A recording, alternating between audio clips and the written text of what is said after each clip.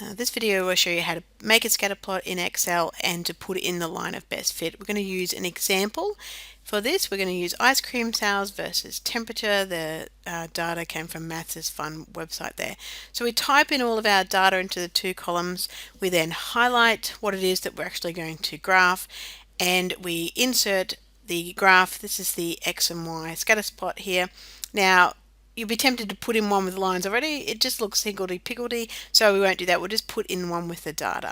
At this point, you can rearrange it and make sure that you actually have the axes right. In this case, the temperature is independent. It's what happened on the day, and the sales was kind of, we're saying, might be dependent on the temperature.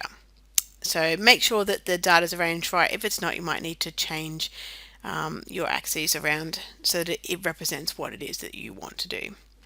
Next thing we want to do is put it in a line of best fit. So right mouse click on one of the data points and add a trend line. Now the options that you're given are varied. You can go linear, you can go exponential, logarithmic, polynomial, a power or moving average. You can pretty much choose whatever you want. It just depends on your data and what you think represents it best. We're going to go with linear. And the other thing that we also want to do is to put on an equation. You can click on that and move it so that you can see it, so it's not being hindered anywhere. So this is the equation that this data represents. So that way we don't need to find the equation because Excel does it for us, makes it nice and simple in this instance. Now you might also like to put on an R-squared value, depends on what you're doing, but the R-squared value tells you how well the data suits this trend line.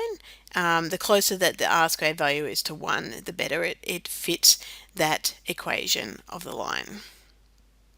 So this is our equation. Now, considering that you're going to have to talk about this, there are obviously some limitations in the equation that you've received.